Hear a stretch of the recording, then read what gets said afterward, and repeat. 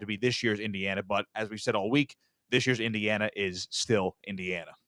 All right, let's rip through these bad boys. Top ranked Ohio State 3-0, taking on 3-0 Washington. By the way, interesting, right? So Mhm. opening earlier in the week, that was a 13-point favorite against Washington as of September 17th Yeah. over at FanDuel. Now it's dropped to 8.5, right? So Mhm. Ohio State had to bye during week 4. Washington beat Washington State, put up 59 points.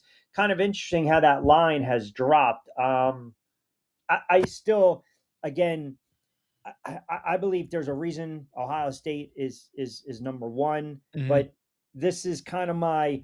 I know we got a couple games to go through, but this is Yeah. my early look, but don't touch game. I think Washington's going to be able to keep this somewhat close. They might be down 17 and get a backdoor cover. Yeah, that was the first thought I had where it was like maybe Ohio State's up by 13, 14 points, and you get a late touchdown from Washington with, I don't know, 45 seconds left, and you need like a miracle onside kick to, for them to even win. You know what I mean? So the backdoor cover comes into play there. But I just like the way Ohio State's been playing. They have that win over Texas. And again, that was a team, wherever you think about Texas, I mean, a lot of playoff projections, by the way, are actually dismissing Texas a lot right now, despite the fact that their only loss is to Ohio State. But Texas has a really good defense. But the fact that Ohio State outscored them there and the offense has kind of picked it up now. Julian Sayin looks really comfortable at quarterback. You still have Jeremiah Smith, the best receiver in college football. How about Bo Jackson? Not the Bo Jackson, but a different Bo Jackson. He's been killing it. A couple 100-yard games on the ground for Ohio State at running back. So they found a new playmaker. Obviously, their defense is really good this year, too.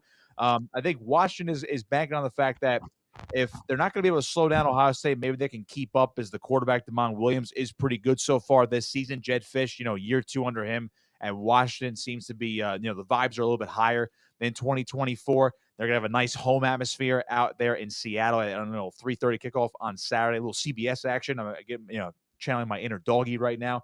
But I just really think that Ohio State's too good. As you mentioned, they're the number one team in the country for a reason. And I just think seeing them through 3 weeks and beating Texas week 1, I'm like, yeah, they have a better chance to repeat as national champs than I thought initially.